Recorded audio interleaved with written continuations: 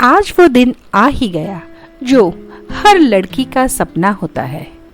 दुल्हन के जोड़े में सजी शिवानी बेहद ही खूबसूरत और आकर्षक लग रही थी। वैसे तो शिवानी नेचुरली बहुत खूबसूरत थी, परंतु आज के सुंदर जोड़े और विशेष श्रृंगार ने उसे एक जैसे नया अवतार दे दिया। किंतु उस सुंदर मासूम चेहरे पर व्याकुलता के भाव बार बार उभर आ रहे थे। बार बार उसकी निगाहें जैसे दरवाजे पर किसी के आने का वेट कर रही थी।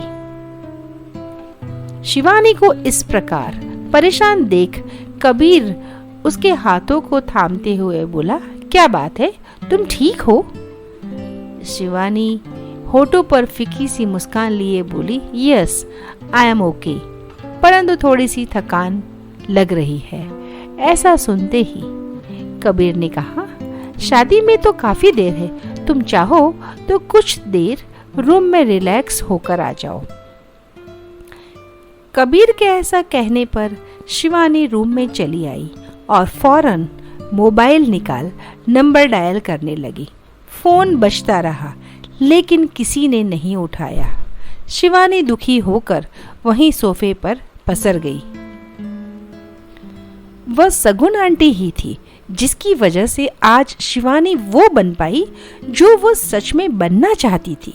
सगुन आंटी नहीं होती और उन्होंने वक्त पर उसे नहीं संभाला होता तो आज वो कहीं गुमनामी के अंधेरे में खो गई होती। आज उसका प्यार कबीर उसके साथ है, वह भी सगुन आंटी की ही देन है। उन्होंने तो वादा किया था कि अंकल के साथ उसकी शादी में जरूर आएंगी, पर अब तक वे दोनों आए क्यों नहीं? यही सब सोचती हुई शिवानी वहां पहुंच गई। अपने परिवार वालों से जिद कर वह एक सफल डॉक्टर बनने का सपना लेकर छोटे से गांव फरीदपुर से मुंबई आई थी।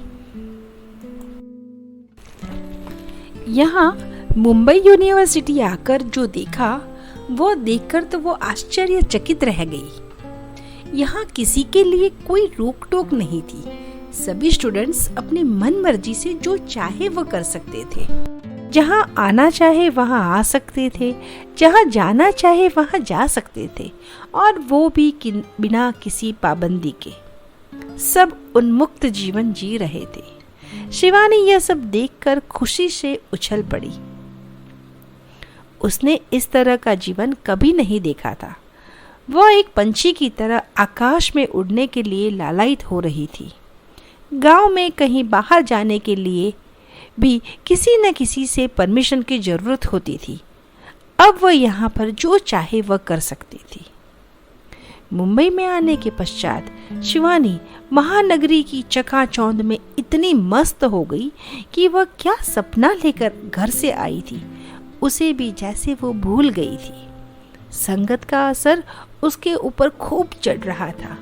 उसकी रूममेट माया के साथ आए दिन वो यहाँ वहाँ घूमने लगी। माया, जिसे पढ़ने से कोई सरोकार नहीं था और अपने नाम की ही तरह वह हमेशा माया के पीछे पड़ी रहती। ऐसे लड़कों के पीछे रहती जो स्मार्ट हो, रईस हो और उन्हें कैसे रिझाया जाए, कैसे फंसाया जाए, उन्हें कैसे उनके पैसे खर्च कराया जाए, ये हुनर उसको बखूबी आता था। लेकिन शिवानी इन सब बातों से बेखबर थी।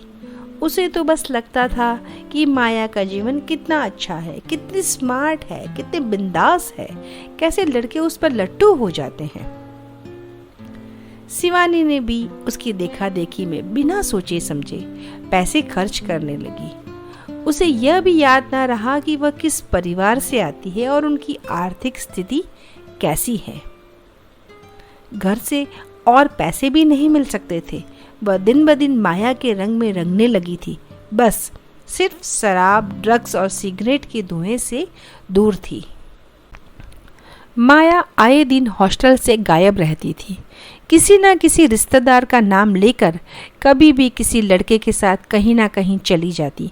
कभी एक तो कभी 2 या कभी 3 दिन के लिए भी चली जाती।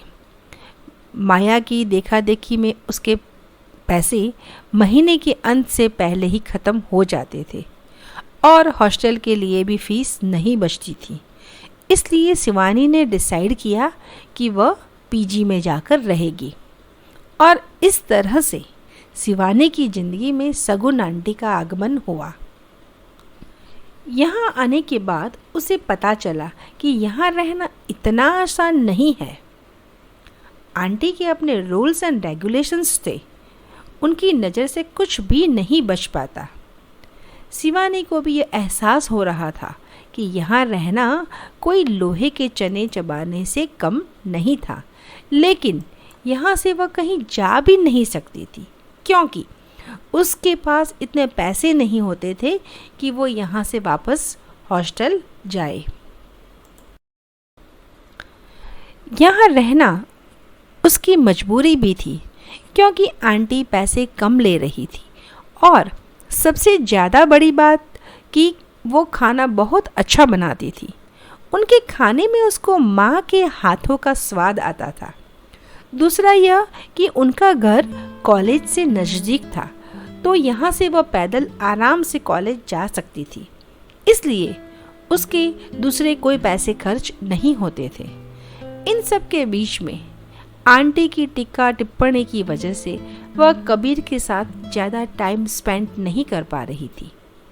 उसने कबीर को आंटी के बारे में बताया तो कबीर बोला, कोई बात नहीं, एक्चुअली तो वो तुम्हारा भला ही चाहती है और मेरा प्रोबेशन ख़त्म होते ही मुझे कंपनी में परमानेंट कर देंगे और मुझे कंपनी की तरफ से फ्लैट भी मिल जाएगा और तब तक तुम्हारा MBBS भी पूरा हो जाएगा, फिर हम शादी करके साथ रहेंगे। शिवानी कबीर की बात सुनकर स्तब्ध सी रह गई। वास्तव में तो वह कबीर से कभी शादी करना ही नहीं चाहती थी, बस वह तो उसके साथ घूमना फिरना और मौज मस्ती करना चाह रही थी। अब शादी की बात सुनकर जैसे उससे बुखार चढ़ रहा था। इस मुसीबत से कैसे बचा जाए, यह सोचते सोचते शिवानी घर पहुंची। घर जाकर देखा तो अंकल आंटी कहीं जाने के लिए तैयार हो रहे थे। आंटी उसे देखते ही बोली, शिवानी बेटा, मैं और अंकल पुणे सगाई के फंक्शन में जा रहे हैं और परसों रात तक लौटेंगे, इसलिए तुम अपना और घर का ख्याल रखना। देर तक बाहर मत रहना और रात को दरवाजे खिड़कियां सब अच्छी तरह से बंद कर लेना। और यह कहकर अंकल आंटी कैब से चले गए। थोड़े वक्त के लिए शिवानी इधर उधर घूमती रही, अपना कमरा ठीक किया, पर उसको कुछ सूझ नहीं रहा था कि इस समस्या से कैसे निजात पाए। इसलिए उसने अपनी दोस्त माया को फ़ोन किया और उसे सारी बात बता दी। माया तो ऐसे मौके ही ढूंढती रहती थी। उसने कहा, तू चिंता मत कर, मैं सब इंतजाम करके तेरे घर पर आ रही हूँ। शिवानी उसको मना नहीं कर पाई। माया के साथ उसका बॉयफ्रेंड रोमेश भी था और उनके हाथ में खाना व शराब थी।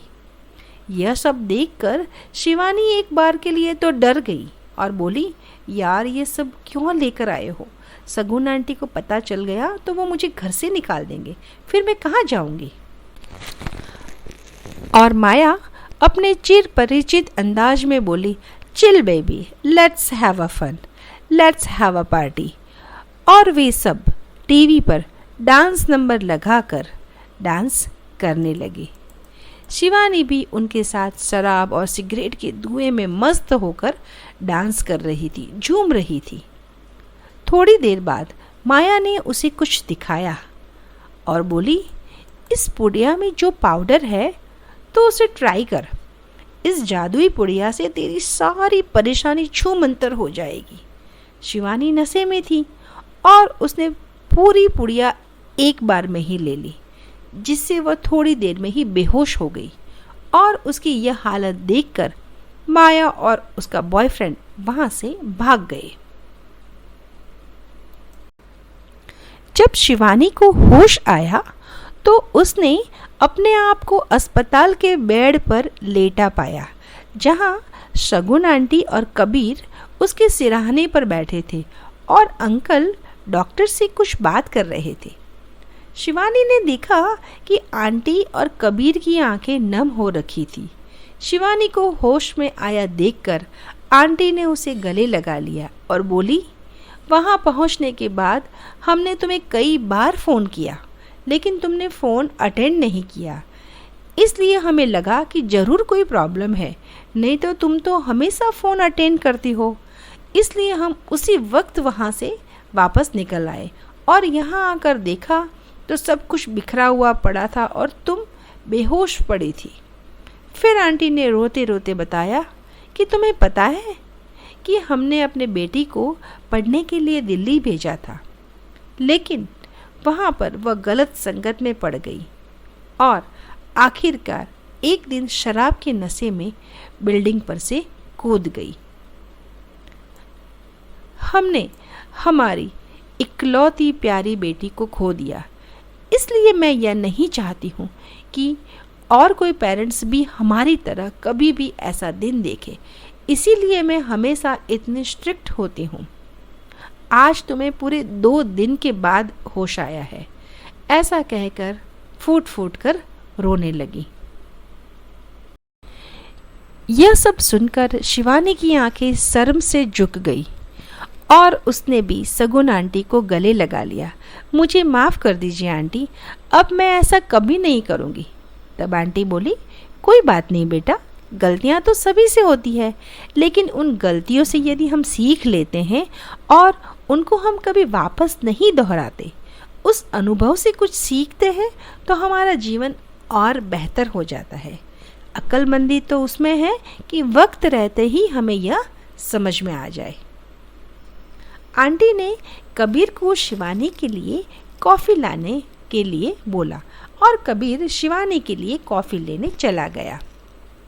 तब आंटी मुस्कुराते हुए बोली, तुम एक अच्छी लड़की हो, तुम बाकी सारी लड़कियों के जैसी नहीं हो। यदि तुम भी वैसी होती तो इन 3 साल में कई सारे बॉयफ्रेंड बदल चुकी होती। कबीर एक अच्छा लड़का है, वह भी 2 दिन से मेरे साथ अस्पताल में ही रुका हुआ है। मैंने उसको बोला कि तुम जाओ घर जाकर रेस्ट कर लो, लेकिन उसने बोला कि नहीं, जब तक शिवानी ठीक नहीं होती मैं यहाँ से कहीं नहीं जाऊँगा। आज शिवानी को लग रहा था जैसे मुंबई में भी उसे अपने माता पिता मिल गए हैं। उसने अपनी पढ़ाई पूरी की और अंकल आंटी का एक बेटे की तरह ख्याल रखा। इतने में कुछ आवाज़ से शिवानी अपनी सोच से वर्तमान में लौट आई और दरवाज़ा खोलते ही सगुन आंटी और अंकल को सामने खड़ा पाया। उन्हें देखते ही शिवानी आंटी से लिपट कर रो पड़ी। आंटी ने शिवानी को शांत किया और बोली, ऐसे अवसर पर रोते नहीं हैं।